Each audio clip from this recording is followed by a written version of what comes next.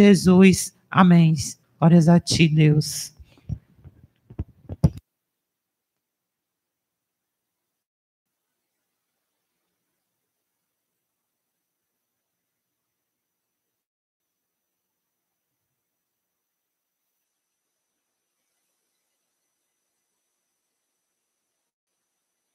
Infantil, a última pergunta foi a natureza, que era o seu caráter, lei e fúria. Hoje é a pergunta de número 8. O que mais é revelado em sua palavra?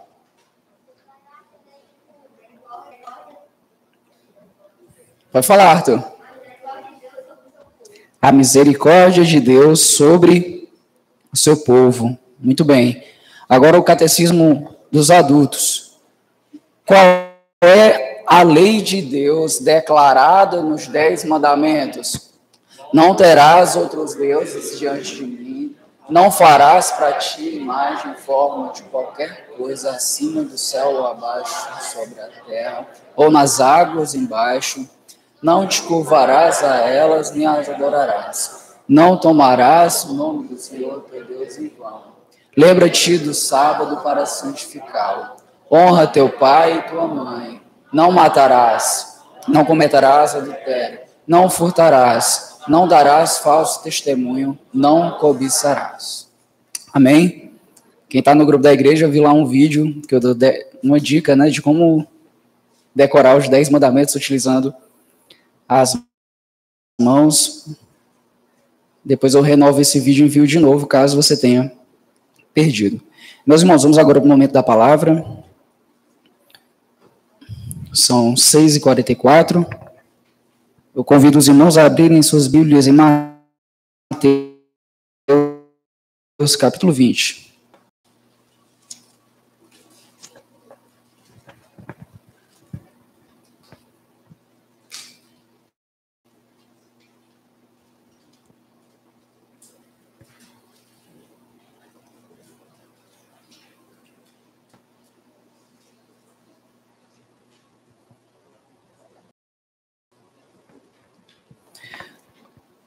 Evangelho segundo Mateus, capítulo 20, dos versículos de 1 até o 16. Todos acharam? Amém? Vamos ler juntos. Diz assim a palavra do Senhor. Porque o reino do céu é semelhante a um proprietário que saiu de madrugada para contratar trabalhadores para a sua vinha. Tendo combinado com os trabalhadores o salário de 1 denário por dia, mandou-os para a vinha. Por volta da hora terceira, saiu e viu que outros estavam ociosos na praça, e disse-lhes: ide também vós para a vinha, e eu vos darei o que for justo. E eles foram. Saiu outra vez por volta da hora sexta e da hora nona, e fez o mesmo. De igual modo, por volta da 11ª hora, saiu e encontrou outros que lá estavam, e perguntou-lhes: por que estáis aqui ociosos o dia todo? Eles lhe responderam: porque ninguém nos contratou. E ele lhes disse: ide também vós para a vinha. Ao anoitecer, o dono da vinha disse ao administrador: chama os trabalhadores e pague-lhes o salário, começando pelos últimos até os primeiros. Vindos que chegaram por volta da 11ª hora, receberam 1 denário cada um. Os primeiros pensaram que receberiam mais. Eles, porém, também. E ao recebê-lo, queixaram-se do proprietário, dizendo: os que vieram por último trabalharam somente 1 hora, e tu os igualaste a nós, que suportamos a fadiga do dia inteiro e o calor intenso? Respondendo ele, disse a um deles: amigo, não te faço injustiça. Não combinaste comigo 1 denário? Toma o que é teu e vai embora. Quero dar a quem veio por último tanto quanto dei a ti. Não me é permitido fazer o que quero com o que é meu? Ou os teus olhos são maus, invejosos, porque sou generoso? Assim, os últimos serão os primeiros, e os primeiros serão os últimos. Vamos orar, meus irmãos. Pai, eu te louvo pela tua palavra. Obrigado pelo privilégio de termos elas em nossas mãos para abrirmos, lermos e expormos, estudarmos, conhecermos mais de ti.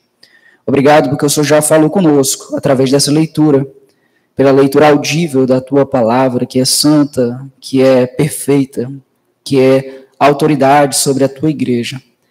Nos permite agora meditarmos nela e aprendermos de ti. Que aquilo que eu falar, ó Deus, seja aquilo que o Senhor quer que a tua igreja ouça, para que ela seja edificada, seja alimentada, seja nutrida, seja admoestada, divertida, Deus. Faz tudo isso para a glória do teu nome. Amém.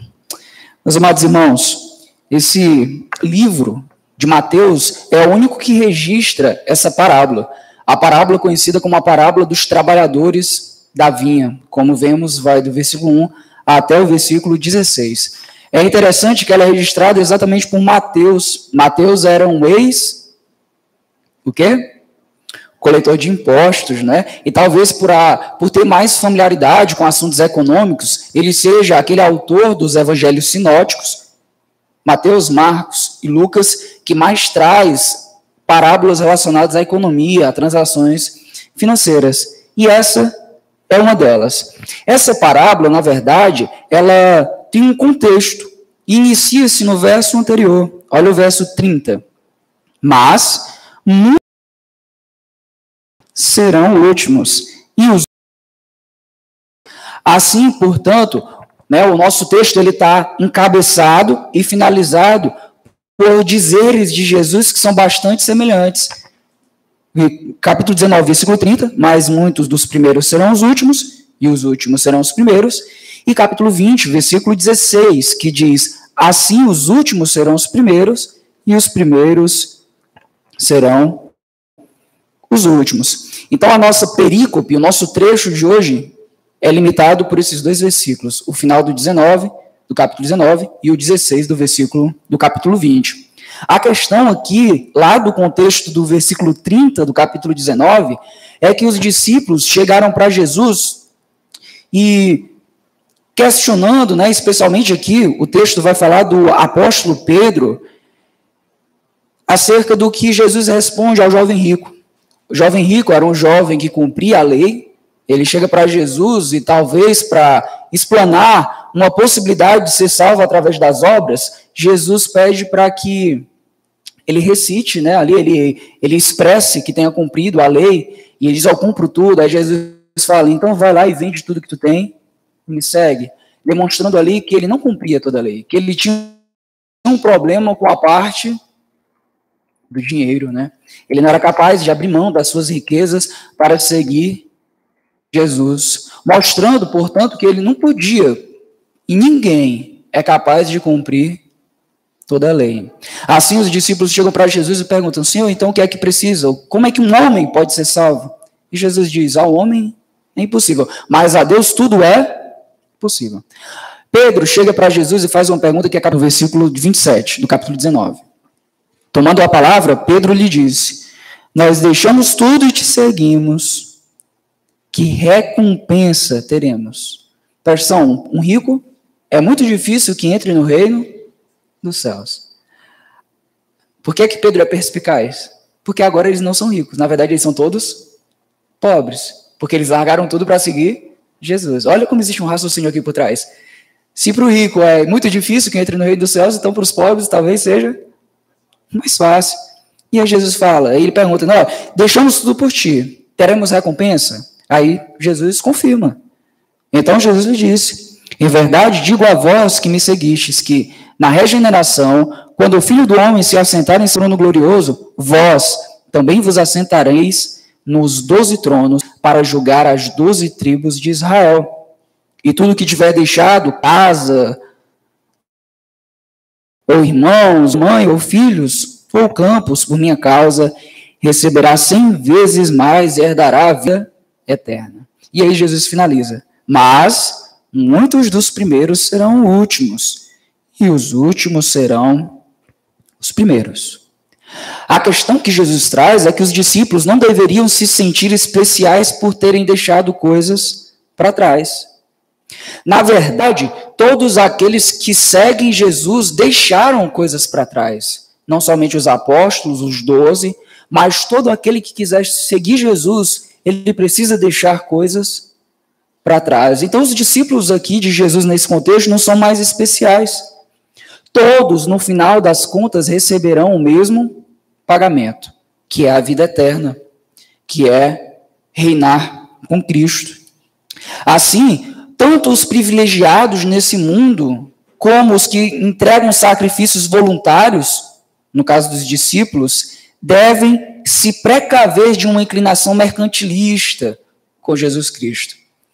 Todos nós, meus amados irmãos, devemos tentar escapar da nossa inclinação de chegar para Jesus e dizer assim: Senhor, eu te dei isso, Senhor, eu fiz isso por ti, agora, Senhor, tu tens que fazer algo por mim. Jesus, então, livra os seus apóstolos dessa inclinação, ao responder: é verdade que vocês têm recompensa, mas não pense que a recompensa de vocês, a salvação vem porque vocês fizeram algo por mim.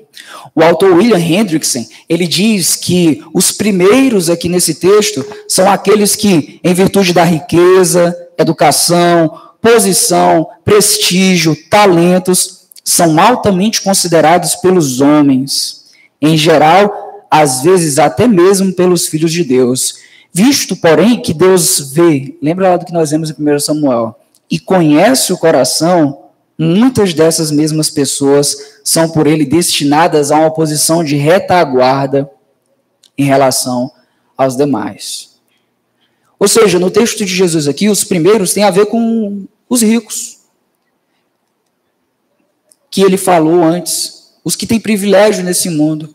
Mas ele não está dizendo que todos não estarão. Veja que ele diz assim, muitos dos primeiros serão os últimos. Mas não diz todos, mas muitos serão os últimos. Mas ele nos ensina, meus amados irmãos, que alguns homens, por se apegarem às suas riquezas, eles não entrarão no reino de Deus.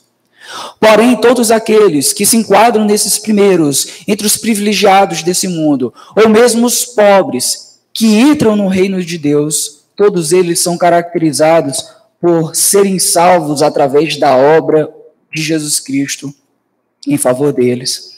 Portanto, pobres e ricos podem ser os primeiros somente através da fé em Jesus Cristo e, por consequência disso, andarem de acordo com os seus mandamentos. Pobres e ricos podem ter acesso ao reino dos céus através da fé.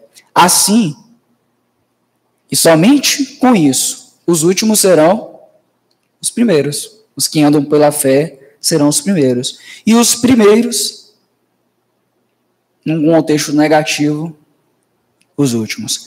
A parábola aqui, por que eu fiz essa introdução toda? Tem tudo a ver com isso que Jesus falou. Veja que o versículo 1 do capítulo 20 inicia com um porquê ou com um pois.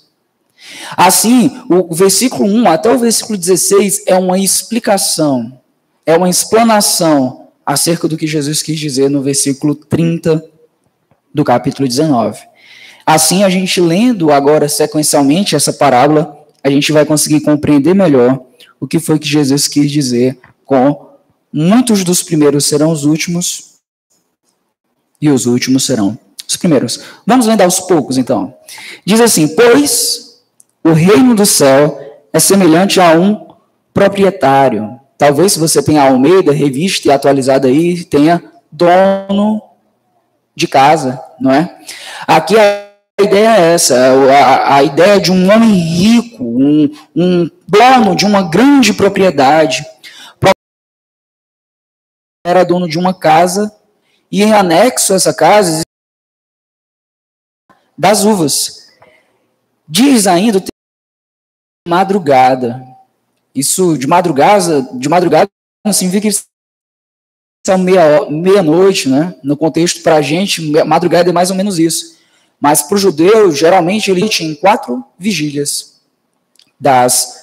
Vamos tentar recordar comigo, das 6 às 9, primeira vigília, das 9 às 12, meia-noite, segunda vigília, meia-noite às 3 horas da manhã, a terceira vigília, 3 horas da manhã até às 6 horas da noite, quarta vigília. Como esse proprietário está saindo para trabalhar, ele está saindo para chamar pessoas para trabalhar com ele, é provável que seja a quarta vigília da noite. Então, ali por volta das 5 horas da manhã, por aí ele sai atrás de trabalhadores, como diz o texto. O proprietário que saiu de madrugada para contratar, na sua Bíblia talvez tenha assalariar, mas aqui assalariar não é para pagar salário, mas é no sinônimo de contratar. Ele sai então para contratar trabalhadores para a sua vinha. É importante destacar, meus amados irmãos, que esse proprietário ele tinha recursos, inclusive recursos humanos. Ele, lá no versículo 8, nós vamos ver que ele tem um administrador com ele. Diz assim, ao anoitecer, o dono da vinha disse ao administrador, aquele que cuidava das finanças. Então ele tinha empregados, ele podia muito bem mandar um empregado ir atrás de trabalhadores. Mas isso nos lembra que a dedicação, o apreço do dono da vinha pela sua atividade, pela sua propriedade, é tão grande que é ele mesmo quem sai para fazer a contratação dos seus trabalhadores. O versículo 2 prossegue dizendo, tendo acordado, combinado com os trabalhadores, o salário de 1 denário por dia, mandou-os para a vinha. Veja aqui que é celebrado um acordo entre o proprietário e os trabalhadores. O acordo aqui é de 1 denário por aquele trabalho que eles fariam. 1 denário é um termo, dizem os antigos, que remete a 10. Era o equivalente a um pouco menos de 4 gramas de prata, e que dava para comprar 10 jumentos. Daí vem 1 denário. 1 denário era o pagamento por um soldado romano trabalhar um dia. Ou então, para que um trabalhador braçal mais doméstico, ou seja, um empregado mesmo daquela casa, daquela propriedade, ganhava por um dia. Então, o denário era o salário por um dia de trabalho de um soldado romano ou de um empregado que tinha um trabalho braçal. No entanto, é importante nós atentarmos aqui, conforme diz o pastor John MacArthur, que 1 denário para um diarista era um salário bastante generoso. Então, eu quero que isso entre na cabeça de vocês. E quando esse proprietário chega a um local para chamar trabalhadores e propõe para eles 1 denário por um dia de trabalho, ele está sendo especialmente generoso com aqueles homens. Porque, no geral, se pagava uma fração de 1 denário. Alguns vão especular, então, que a reação desses trabalhadores é de pronta entrega para esse trabalho. Opa, 1 denário? Estou dentro. Eu quero trabalhar, então, nessa vinha. Eu não vou nem esperar outros virem aqui atrás de trabalhadores para contratar. Tem a oportunidade aqui para a gente. É 1 denário. Vamos lá. E vão trabalhar. O acordo se deu, então, pelo cumprimento de que seria pago 1 denário, esse salário, por aquele dia de trabalho. E para os trabalhadores, eles encararam alegremente como um salário bastante generoso. Era demasiadamente vantajoso, então, trabalhar. O versículo 3 diz que, por volta da hora terceira, a hora terceira era ali em torno de 9 horas da manhã, né? A hora sexta, aí você contava de hora em hora. Não liguem para a coisa, ele vai ficar disparando, tá? Tá com problema no disjuntor, pode até deixar desligado. Vou tentar ser mais rápido para você não soar muito, tá? Mas eu vou suar pra caramba aqui, porque o ar-condicionado vai ficar desligado desse lado aqui. Mas veja, vamos aqui nos dedicar ao texto. Versículo 3. Por volta da hora terceira, ali em torno de... saiu e viu que outros estavam na praça. Como é uma parábola, Jesus em específico, né? A Praça do Ferreira, Praça José Alencar, da época dele. Aqui ele está remetendo à ideia que todos tinham ali preconcebida de que a praça do mercado era o local adequado para se procurar trabalhadores para um trabalho. Então Jesus procura ali, o dono da vinha, ele vai atrás às 9 horas da manhã para contratar homens na praça novamente, e diz aqui que eles estavam ociosos, ou seja, até aquele instante, até as 9 horas da manhã, nenhum outro proprietário de terras tinha ido lá para chamá-los a trabalhar. É provável, então, que a terra desse homem, a propriedade, fosse muito grande. de tal forma que no início da manhã não fosse insuficiente para cobrir toda a sua propriedade. Além disso, era muito comum que a força de trabalho fosse mais demandada por meados de setembro, porque no mês de setembro, no final do mês, ocorria a colheita da uva. As chuvas, e se elas viessem com grande força, se perderia todo aquele trabalho de plantação.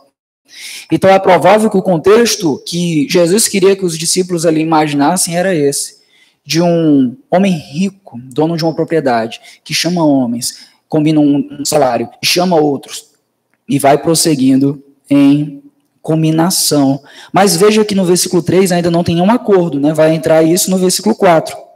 Olha comigo.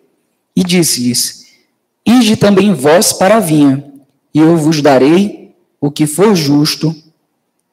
E eles foram. Aqui no versículo 4 existe um imperativo. O imperativo é uma ordem. Aqui, então, Jesus está dizendo que o proprietário falou: ide também vós. Mas, meus amados irmãos, não é um imperativo que sempre significa que existe uma ordem implícita. Embora nós pensemos isso, e é salutar que essa seja a nossa primeira ideia quando vê o imperativo, mas a gente precisa sempre colocar o imperativo dentro do contexto, tá bom? E aqui o contexto é mais ou menos esse. O proprietário chegou para alguns homens, combinou um salário, eles aceitaram e ele falou: vai lá então, trabalhar na vinha. Em sequência ele chegou: ó, vão vocês também? Certo? Que aí eu pago vocês no final do dia. Não era uma ordem que eles não podiam, no caso da parábola, não aceitar. Mas, visto que estava passando as horas, era muito provável que eles aceitassem. O que fez eles aceitarem, diz o texto, e por isso não é uma ordem que eles não poderiam que eles não fizeram o pagamento aqui, e eles foram. Não diz o texto que ele combinou. Não existe acordo salarial aqui. Só existe: vão trabalhar, no final do dia eu pagarei o que for justo. A única coisa que está implícita nesse acordo é a confiança dos trabalhadores em que o proprietário vai pagar aquele denário. Daquele período que eles trabalharam naquele dia. Eles aproveitaram, então, a improvável, mas feliz oportunidade de trabalho. O tempo estava se passando, eles ainda não foram contratados, apareceu uma improvável oportunidade de trabalho, e eles, então, aceitaram. Diz ainda o versículo 5 que ele saiu outra vez, por volta da hora sexta, então aqui já são 12 horas, meia-nona, e ele fez nenhuma espécie de valor, nenhum preço, e eles acordaram pela oportunidade de trabalhar, embora fosse tarde. Né? Por que embora fosse tarde? Outros homens, 10, 11, 12 horas, alguém voltasse, mas eles ficaram até aquele horário esperando uma oportunidade. E o texto continua no versículo 6, no versículo 7.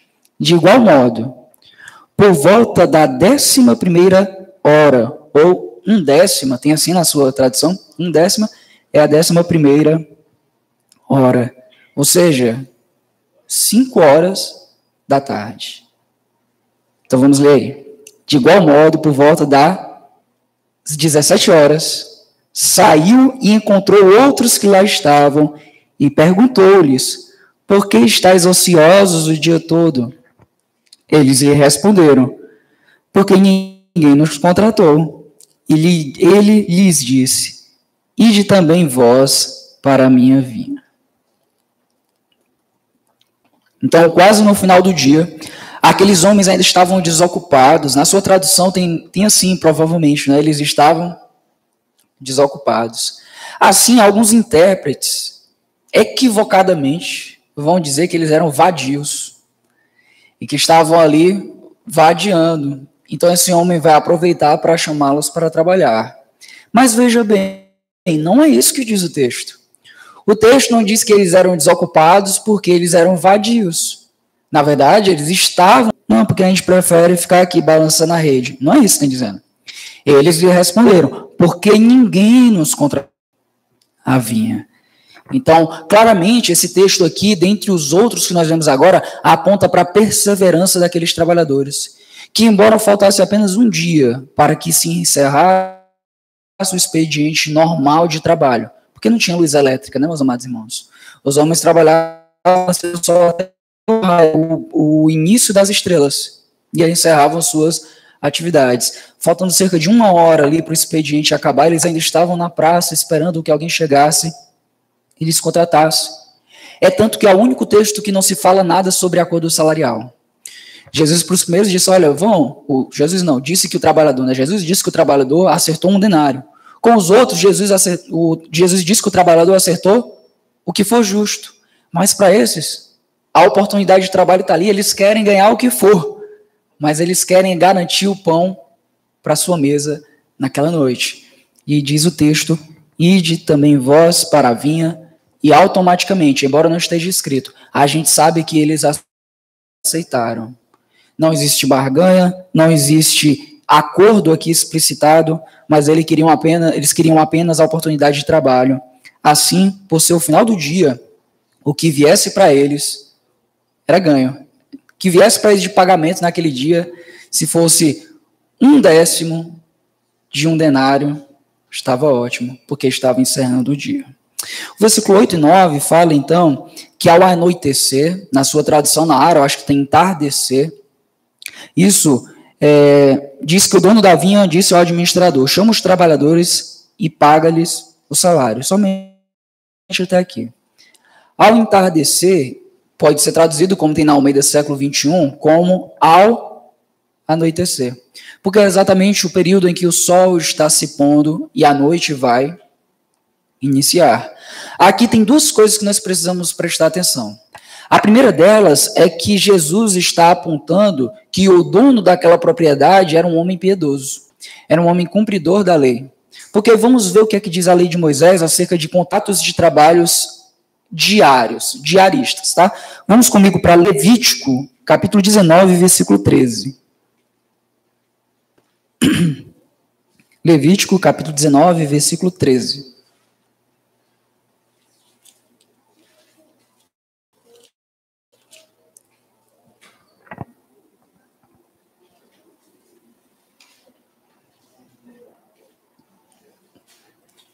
Levítico 19, 13. Não oprimirás o teu próximo, nem o roubarás. O pagamento do diarista, na sua tradução, certo? Né? Diário, tal coisa. Então, essa é a ideia aqui do jornaleiro, tá? Na época não existia ninguém distribuindo jornal, não. Mas o pagamento do diarista não ficará contigo até amanhã seguinte. Então, olha a lei aqui, olha a norma. Você contratou alguém para trabalhar uma diária na sua casa, você não pode chegar para a pessoa e dizer assim, ô fulano, tô sem dinheiro. No final do dia, contratou de manhã, covardia, né? Tá dizendo que não podia fazer isso. Chega, ei fulano, vem aqui trabalhar em casa. Vou sim, trabalho o dia todo. Ei, eu só posso te pagar amanhã no final do dia. Por quê? Porque a preocupação de Deus é que se deve assegurar o pão de cada dia para as pessoas. Então, se você contrata alguém na diária, combinou com ela, pague no final do dia. Isso vai ser reforçado lá em Deuteronômio, capítulo 24. No versículo 14 e 15, vai até ampliar a compreensão do israelita aqui. Não oprimirás o trabalhador pobre e necessitado. Seja ele um dos teus irmãos, seja ele um dos estrangeiros na tua terra e dentro das tuas cidades. Tu lhe pagarás o salário no mesmo dia que o sol se ponha, pois ele é pobre e está contando com isso, para que não se clame ao Senhor contra ti e estejas em pecado. Então, uma das preocupações de Jesus aqui, nessa parábola, é demonstrar claramente para nós que aquele proprietário da vinha, ele era um homem justo, ele era um homem correto, ele era um homem piedoso que seguia aquilo que era lícito dentro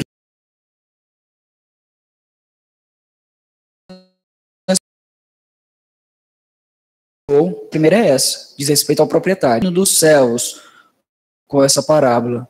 Já começa a chave aqui, para a gente entender o que é que Jesus está querendo ensinar com essa parábola. Veja bem, ao anoitecer, é o horário de prestar contas com os seus contratados. Meus amados irmãos, se isso está dentro de um contexto maior, a gente não pode perder, então, o contexto que nós lemos agora há pouco. Lá no capítulo 19, no versículo 28, Jesus diz: em verdade, digo a vós que me seguistes, que na regeneração, Jesus está colocando aqui um ponto escatológico. Lá no final dos tempos, lá quando o reino for consumado, quando o Filho do Homem se assentar em seu trono glorioso, vós também vos assenteis em 12 tronos para julgar as 12 tribos de Israel. Ou seja, a vinda do Filho de Deus, na sua segunda parte, ela vai ser um momento. Então, é provável que, nesse momento da parábola, Jesus esteja já aludindo a parábola ao seu significado real, que é a prestação de contas com os seus, alegoria, e dizer, quem é o dono da propriedade, quem é o administrador, quem são os contratados, será que é Pedro, Tiago, João? Já foge demais do que o texto nos propõe. Talvez, e não é certo, esse que eu falei para vocês seja um dos apontamentos, que o contexto que Jesus está indicando aqui seja o contexto da sua vinda, no contexto da prestação de contas. Por isso, ele está tratando com os seus trabalhadores no momento em que se tratava do administrador. Chama os trabalhadores e paga-lhes o orçamento mensal, ou pelo menos quinzenal, na verdade.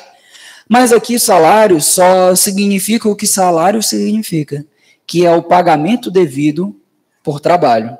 Então, você vai se lembrar que a alguns não foi acertado preço, não é? Uma outra coisa que é curiosa, ele completa e diz assim: começando pelos últimos até os primeiros. E aqui é onde Jesus vai nos trazendo os olhos para a gente perceber o significado da parábola.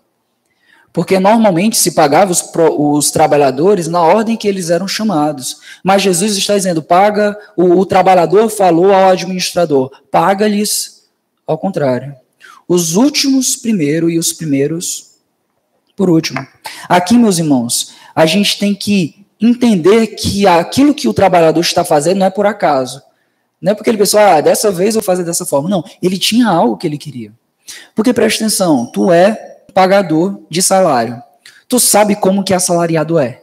Começa, falando ganhou mais, ganhou extra, não sei o que e tal. Não é verdade? A não ser que você nunca tenha trabalhado com gente. Mas é isso que acontece. Até mesada de filho, por que meu irmão ganha 30, eu só ganho 15 e tal? Começa isso. Se ele quisesse evitar, o que ele faria? Rapaz, eu estou pensando em dar um denário para todo mundo. Sabe o que é que eu vou fazer? Para o pessoal de mais cedo não reclamar, eu vou pagá-los primeiramente.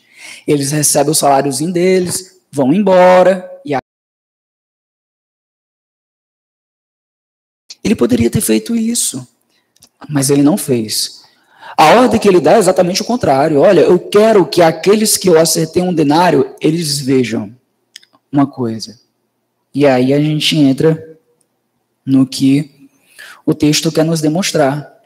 Aqui, porque o proprietário, né, segundo a descrição de Jesus, quer mostrar algo àqueles que foi acordado um denário, é isso que deve nos remeter ao significado dessa parábola, conforme nós veremos daqui a pouco. Esse é o clímax. Ele queria que aqueles homens vissem o pagamento dos outros. Ainda no versículo tem algo interessante aqui para a gente no texto.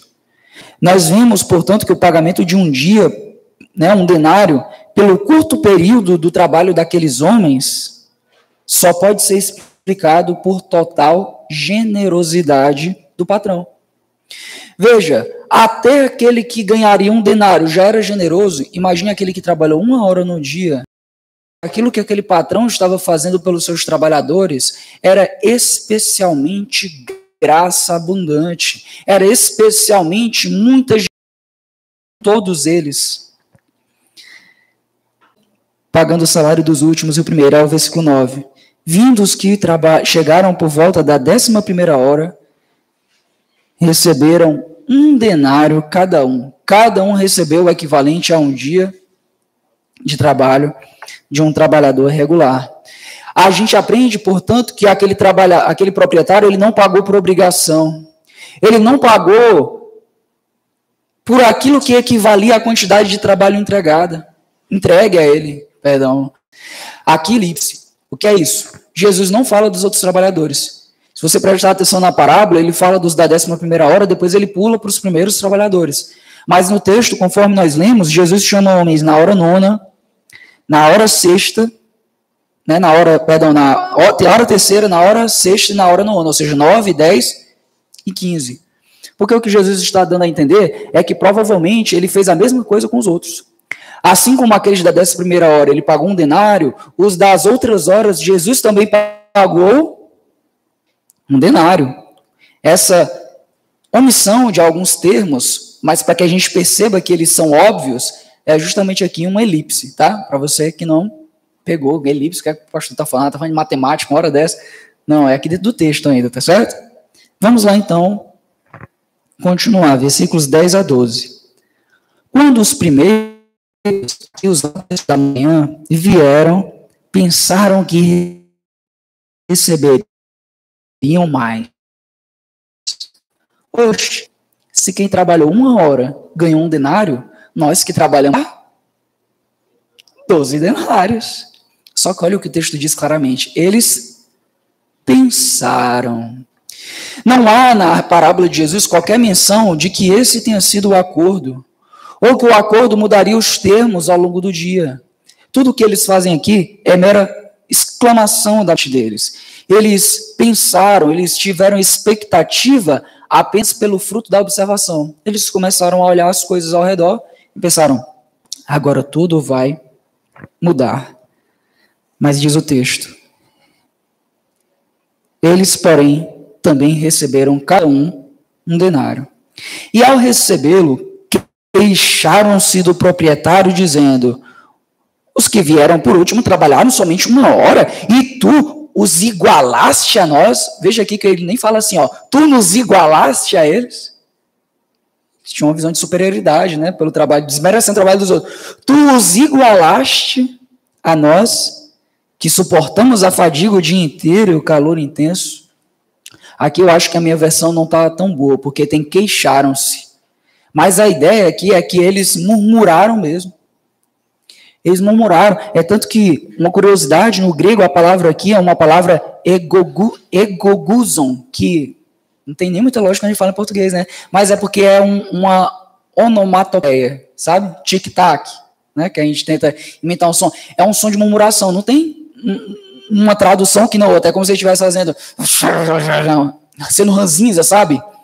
E aí o termo é isso, é um termo que significa que eles estavam falando algo que todo mundo que ouve aquilo sabe que aquilo é uma murmuração. O proprietário ouve, então, vai respondê-los. Eles do acordo, mas para a comparação. E a trazer a sua justiça a uma semelhança, ou seja, como é que os outros foram tratados aqui, e não o que é que foi acordado comigo. É provável que eles já ficaram chateados por terem trabalhou o dia todo e ainda vai receber por último na fila. Quanto mais chateados e murmurando ficaram quando eles descobriram que os seus companheiros tinham recebido igual. Olha como esse raciocínio aqui é interessante. Porque na cabeça desses trabalhadores que iniciaram primeiro, se ninguém mais tivesse sido contratado durante o dia, estava tudo beleza. Eles tinham recebido o seu salário no final do dia, não haveria briga nenhuma. Se ninguém mais tivesse recebido uma oferta generosa, também não haveria briga nenhuma. Tudo estaria bem. 1 denário seria mais do que suficiente para eles, porque já era demais generoso receber 1 denário. O problema aqui para esses trabalhadores iniciais é justamente a generosidade. O problema para eles é que homens que trabalharam menos estão recebendo igual ao que eles receberam. O problema foi os outros que trabalharam menos e receberam igual. O problema foi o dono da vinha ter sido generoso, ou mais generoso com os outros do que com eles. Porque, como eu falei para vocês, a ideia aqui não é que ele foi generoso com uns e não com outros, mas é que ele foi mais generoso com uns do que com os outros. Mas veja bem, meus irmãos, para cada insatisfação demonstrada aqui nesse texto, a parábola de Jesus vai apontar algo que o proprietário vai falar contra.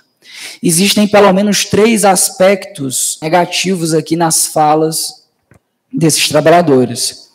Primeiro, o espírito mercantil. A ideia de trabalhar na vinha somente por causa do salário. Você conhece alguém assim? Talvez você seja assim. Só trabalha pensando no salário. Não pensa em entregar valor, não pensa em modificar, não pensa em somar, só pensa em subtrair. Eu quero receber a minha parte. A ideia delas era isso. Eu só estou trabalhando pelo salário. Se eu puder ganhar mais, só por ganhar mais, show. Segunda falha deles, o fracasso em reconhecer os direitos do proprietário, que o dono do dinheiro é o proprietário e ele paga conforme ele quiser a cada um. Lógico, sem desrespeitar os acordos que ele fez, mas cumprindo os acordos, ele paga o que ele quiser a cada um, como ele quiser. Em terceiro lugar, o aspecto negativo é a sua inveja. Eles estão com dos outros porque os outros estão ganhando relativamente mais do que eles, porque trabalharam mais pelo mesmo salário, por equivalência, eles estão ganhando mais. E aí, na continuação, vai haver justamente a refutação em cima disso. O versículo 13 diz: respondendo ele, disse a um deles: amigo, não te faço injustiça. Não combinaste comigo um denário? Toma o que é teu e vai embora. Quero dar a quem veio por último tanto quanto dei a ti. Não me é permitido fazer o que quero com o que é meu? Ou os teus olhos são maus, porque sou generoso? Assim, os últimos serão os primeiros, e os primeiros serão os últimos. Eu não te faço injustiça. Injusto. Eu não te faço injustiça porque eu estou cumprindo exatamente, perfeitamente aquilo que foi acordado. A justiça é o cumprimento do acordo. Em segundo lugar, ou seja, foi cumprido o combinado. Eles trabalharam pelo salário e o salário foi exatamente pago. A outra questão é que eu quero. Olha o que o proprietário diz. Quero dar a quem veio por último tanto quanto dei a ti. Não é que ele diga, é justo que eu dei aos outros que vieram por último quanto dei a ti. Eu quero. Ele fala, eu quero de novo lá na frente. Não me é permitido fazer o que quero com o que é meu. Então, a compreensão equivocada que eles tiveram acerca do direito do proprietário em fazer o que bem quer com o seu próprio dinheiro é justamente refutada pelo próprio proprietário. Olha, eu quero. É evidente que aquilo que eu fiz com o meu dinheiro é aquilo que eu fiz de acordo com o meu agrado. O que eu fiz com eles foi o justo pagamento com eles, que eu falei para eles, no final do dia eu lhe pago o que for justo. E o que foi justo ali não foi só frações de denário. A justiça agora que é suplantada pela generosidade, pela misericórdia, pela graça. Ele podia ter pego o dia dividido pela quantidade de horas e pago o equivalente a isso, mas não foi isso que ele fez. Ele foi justo aqui sendo misericordioso. Vamos abrir um parêntese assim, meus irmãos. Não é exatamente isso que Jesus fez conosco? Paulo diz aos Romanos que o Evangelho é a justiça de Deus que é revelada e o que ele traz sobre nós é graça, é salvação. Não é a justa paga pelo nosso trabalho, porque se fosse a gente estava tudo enrascado. É que quando a justiça de Deus se revela em Romanos ali, não é de pecados que ficam impunes, mas é de pecados pagos pelo Cordeiro de Deus que tira o pecado do mundo, e ele é justo e justificador daqueles que creem em Cristo Jesus. Ele se mantém justo. Fechando o parêntese. Ele foi justo ao pagar com generosidade e igualar os salários daqueles trabalhadores. Era para aqueles trabalhadores reconhecerem que ele tinha direito de fazer o que quer. Depois ele vai trazer inveja, porque ele diz assim: os teus olhos são invejosos, porque sou generoso. Ou seja, os teus olhos são maus, tu se tornou invejoso só porque viu a minha generosidade. Lembra? Porque se eles não tivessem visto, eles nunca iam para o Ministério do Trabalho, né? Faz uma denúncia contra o patrão. Por quê? Porque foi aquilo exatamente que foi acordado. Lembra que com a parábola, o intuito de Jesus não é ensinar sobre direito trabalhista, né? Talvez a nossa mente cheia de preconceitos no sentido positivo, tá? Ideias preconcebidas esteja, mas isso aí, a CLT diz tal coisa. Não é isso que Jesus está trabalhando. A ideia aqui é outra. A inveja, ele vai trazer que ambos os trabalhadores precisavam de um denário para honrar os compromissos diários. É isso que o trabalhador da vinha tem em mente. Aquele que passou um dia inteiro na praça esperando um emprego, um trabalho, ele tem que alimentar os barrigudinhos em casa da mesma forma que aquele que foi contratado de manhã. A ideia é que ele foi generoso porque aqueles homens eram todos alvos da sua graça. E merecido porque ele não precisava contratar ninguém, mas ele contrata e vai contratando outros em tempos posteriores, derramando sobre eles graça, generosidade. A indignação daqueles trabalhadores era exatamente porque eles receberam, aqueles outros, né, mais do que eles. É como se eles pensassem: nós somos mais dignos de generosidade do que eles. E aí Jesus encerra dizendo: assim, veja, essa ilustração toda tem que fazer você concluir: os últimos serão os primeiros e os primeiros serão os últimos. Jesus encerra com essas palavras a parábola. O objetivo de Jesus com isso não era reprovar a plateia, reprovar os seus discípulos. Jesus então conta essa parábola, meus irmãos, com um tom não de reprovação, mas com um tom de advertência. É um tom de admoestação. É para que os apóstolos, os discípulos e nós ficássemos ligados. O que Jesus queria que os primeiros, lembra que é sobre os primeiros que ele está falando, entendessem. O que Jesus queria que nós, os leitores de hoje, entendêssemos. Anota aí, eu não sou o John Piper não, mas é a ênfase exatamente desse texto. É que nós, assim como os discípulos que estavam ouvindo aquilo que Jesus estava falando, devemos nos alegrar com o Senhor da vinha e com a sua generosidade. Essa é a grande lição da parábola. A preocupação dos apóstolos, ela é muito mesquinha, e a sua preocupação é muito mesquinha se ela estiver pensando apenas em recompensa. A grande lição que Jesus está trazendo é que nós devemos nos alegrar pelo privilégio de trabalharmos para o Senhor da vinha, pelo privilégio de vermos o Senhor da vinha, pelo privilégio de fazermos parte daqueles que são contados como seus trabalhadores, pela alegria, em último lugar, de ver a manifestação da sua generosidade conosco e com aqueles que, segundo a sua vontade, ele seja mais generoso ainda. Lembra uma ilustração bastante do dia a dia que eu trouxe outro dia, né?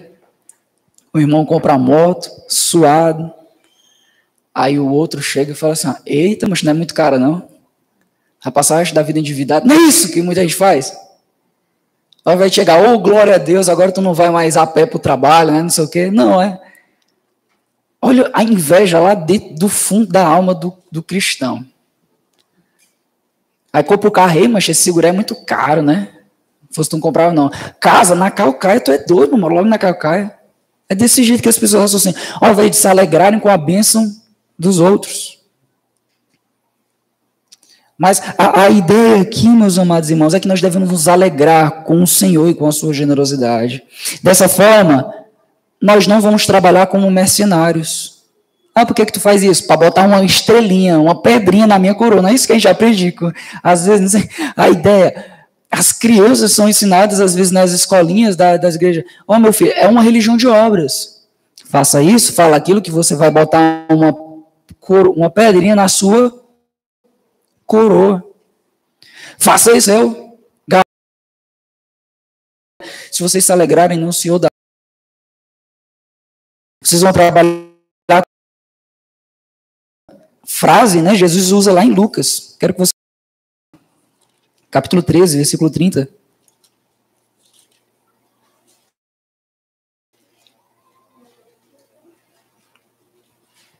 Jesus fala sobre a porta estreita. E ele diz, né? No versículo 30. Pois há muitos que serão os primeiros, e primeiros que serão últimos. Aqui o contexto é um contexto acerca da salvação. Jesus vai dizer que muitos daqueles que estavam familiarizados com o reino, ou seja, muitos daqueles judeus que estavam familiarizados com as ideias de reino, no final das contas, eles não estariam junto à mesa do banquete com Abraão, com Isaac e com Jacó. Enquanto muitos que moravam no distante, no norte, no sul, no leste e oeste, viriam e se banqueteariam ali junto dos patriarcas. Porque a ideia é, esforça-te para que entre pela porta estreita. A ideia não é, fique pensando no seu galardão. A ideia não é, faça isso, faça aquilo para que seja salvo. A ideia é, ter um banquete com o rei, senta na mesa e come. É graça, enquanto você tentar conquistar a salvação pelas suas próprias obras, mais você está se afastando delas. É semelhante ao homem que está se afogando. Enquanto ele não desiste de tentar se salvar, o salva-vidas não vai entrar na água para salvá-lo. Porque senão morrem os dois, não é verdade? Você deixar alguém lá, alguém está se afogando, você chegar lá e tentar salvar, ele vai dar um soco em você, ele vai se agarrar em você, vai morrer os dois juntos. A gente precisa desistir dessa vida de querer barganhar com Deus. Porque o alerta é exatamente esse. Não esteja entre os primeiros que são os últimos. Esteja entre os últimos que são os primeiros. É melhor ser como o ladrão da cruz, que creu e foi salvo, do que Judas Iscariotes, que passou 3 anos sentado no banco da igreja, no pastor,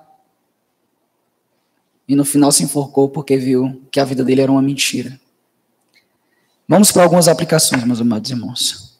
A primeira aplicação que nós podemos trazer desse texto é que Deus é absolutamente o dono de tudo. Aqui nessa parábola, a relação entre o reino de Deus ou o reino do céu, que Deus é aquele que soberanamente faz aquilo que quer.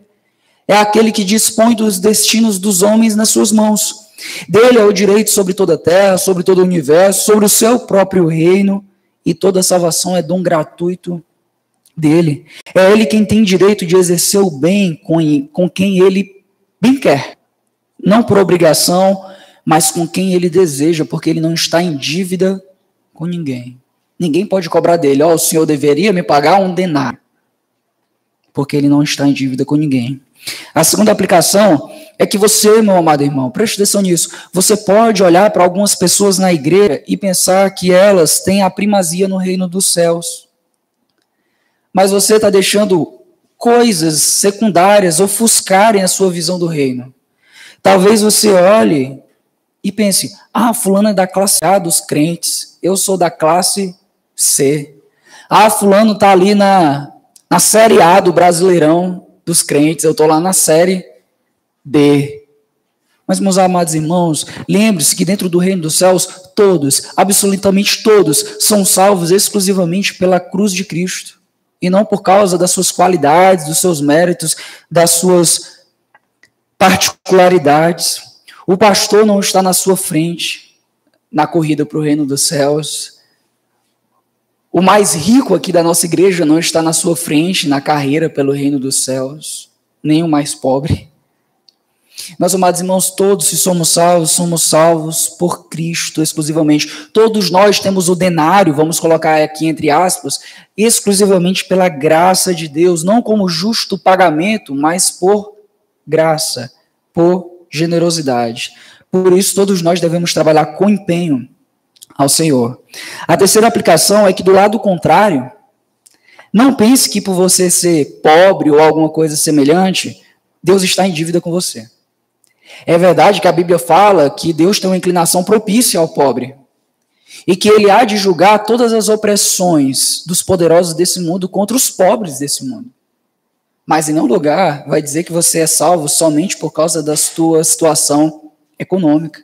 Assim como os ricos precisam de Cristo, você que é pobre também precisa de Cristo. E não pode se confiar na sua situação social, porque isso é exatamente se confiar em algo que não é a cruz de Cristo para ser salvos.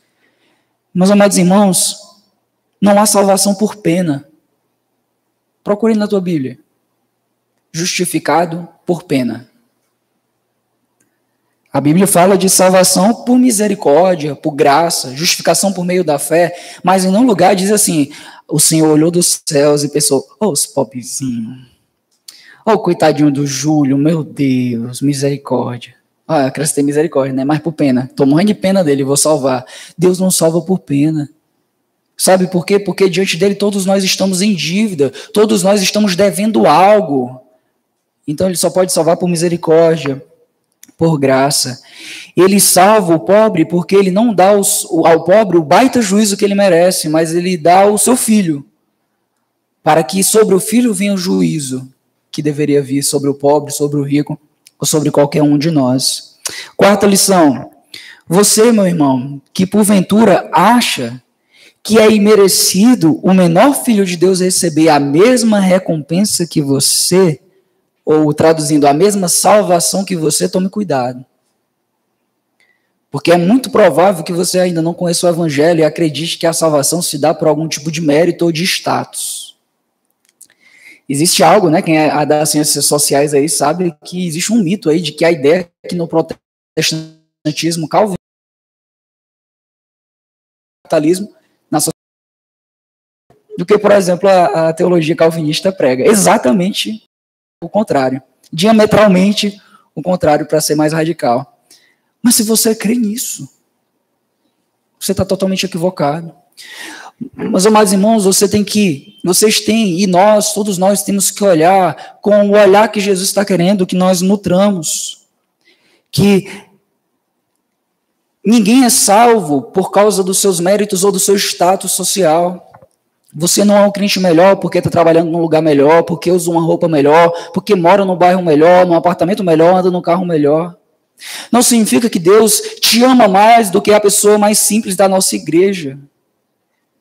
Não significa absolutamente nada disso. Mas uma coisa você tá no Bolsonaro. Penteia os cabelos do menino todo domingo, bem arrumadinho, bota a Bíblia debaixo do braço, leva para a IBD. Eu sou tal posição, eu entendo de política, etc. A salvação não é pelo seu conhecimento de política. A salvação não é por isso. É por graça, é por abraçar Cristo. E sexto, a parábola indica ainda a disposição que o cristão deve ter no coração referente àqueles que se achegam no reino. É sempre de alegria pela demonstração da bondade do nosso Senhor. Se chegaram depois, alegria. A irmã Gracinha aqui faz décadas que ela é crente. Imagine se alguém se convertesse hoje, ela pensasse, esse aí também vai ser salvo. Eu estou há décadas servindo o Senhor, você salva, ele chega agora, já vai ser salvo. Não, a recepção tem que ser de alegria. Inclusive os contextos diferentes. Um ex-traficante, um ex-assassino, um ex-macumbeiro, um ex-não sei o quê. Alegria. Porque a nossa salvação é a mesma. Não existe clubismo na igreja dos neófitos. Nós somos novos na fé, vamos nos reunir. E os velhos da fé. Pelo contrário, existe um serviço mútuo de discipulado, dos mais velhos servindo os mais novos ajudando e auxiliando os mais velhos na fé. E a última lição, que eu acho que é uma das mais preciosas. Você pode sofrer mais do que os outros que virão. E é isso que Jesus quer ensinar para os seus apóstolos, para os seus discípulos aqui. É que, olha, vocês estão achando bom, né? Procurando aí recompensa porque vocês perderam tudo. Mas vocês vão sofrer como desbravadores. Vocês vão ser decapitados, vocês vão ser torturados, vocês vão ser chicoteados. Mas grande é o vosso galardão no céu. A gente também tem que pensar nisso, meus irmãos. Nós temos que ter senso de desbravadores, sabendo que esse sofrimento é um sofrimento alegre. De talvez você ter sido aquele que mais dedicou tempo para edificar, ajudar a igreja. Enquanto os seus filhos, os seus netos vão ter um trabalho talvez mais fácil. Porque, semelhante a um prédio, alguns lutaram para construir o alicerce e as colunas, outros lutaram só para rebocar, e outros tiveram trabalho só de pintar. Aquele que cultiva, aquele que semeia, tem que se alegrar por aquele que vai colher. Aquele que colhe tem que se alegrar por aquele que vai beneficiar. E não um fruto de inveja. Eu calicei minhas mãos fazendo as fundações, aí vem esse e só pinta. Não, se alegrar porque você foi o desbravador, e mais do que isso, porque aquele tem uma outra situação. Porque Deus, o apóstolo Paulo pensava, quando ele diz que os meus sofrimentos são para participar. Eu ia pregar menos esse domingo, preguei foi mais. Preguei 2 sermões juntos. Misericórdia, você estava fazendo oração imprecatória contra mim, né? Eu sei. Vamos orar ao nosso Deus. Vamos agradecer por esse domingo especial. Vamos orar pelas misericórdias do Senhor. Pai, nós te louvamos pela tua misericórdia, pela tua graça, porque a tua generosidade sobre nós, ela foi abundante. Na verdade, nós não merecíamos acordo nenhum. Estávamos mortos em nossos pecados, desde a tua glória, mas o Senhor nos chamou. E o Senhor nos deu um pagamento, não pelo nosso trabalho, mas pelo trabalho de Cristo. Porque as riquezas que Ele conquistou, as riquezas que Ele construiu, nos foram dadas graciosamente. Nós não trabalhamos no teu reino para sermos salvos, mas nós trabalhamos porque fomos salvos. As nossas boas obras não são a causa da nossa salvação, mas são consequência de sabermos que tu graciosamente nos chamou. E agora trabalhamos na tua vinha, trabalhamos no teu reino e queremos servir da melhor forma possível. Ó Deus, nos dá um senso, ó Pai, de gratidão que até hoje nós ainda não experimentamos. De nos alegrarmos, ó Deus, em Ti, na Tua graça, na Tua misericórdia, quando o Senhor abre os olhos do perdido, quando destampa os ouvidos daquele que está em rebelião contra Ti, quando o Senhor dá um novo coração para aquele que viveu uma vida toda de rebeldia. Nos dá um espírito alegre, ó Deus, que ver a Tua graça derramada sobre aqueles que antes andavam em caminhos tortos, em caminhos desviados dos Teus preceitos. Nos dá alegria ao vermos os ex-pecadores, os ex que nos alegrar. E que ainda que o Senhor os chame para uma posição aos olhos do mundo muito maior do que a nossa, Deus, saibamos que o Senhor não vê as aparências, mas vê o coração. Que talvez a posição mais elevada do meu irmão não é para minha inveja, mas é para minha alegria em Ti. Que talvez a minha posição mais elevada não seja para eu me sobressair dos outros, mas para servi-los mais. Que eu não tenha nada que seja meu, que nenhum de nós tenhamos nada que seja nosso, mas que tudo seja teu, porque de fato o é. Nós te louvamos, ó Pai, que assim como é numa corrida, em que todos chegam juntos na linha de chegada,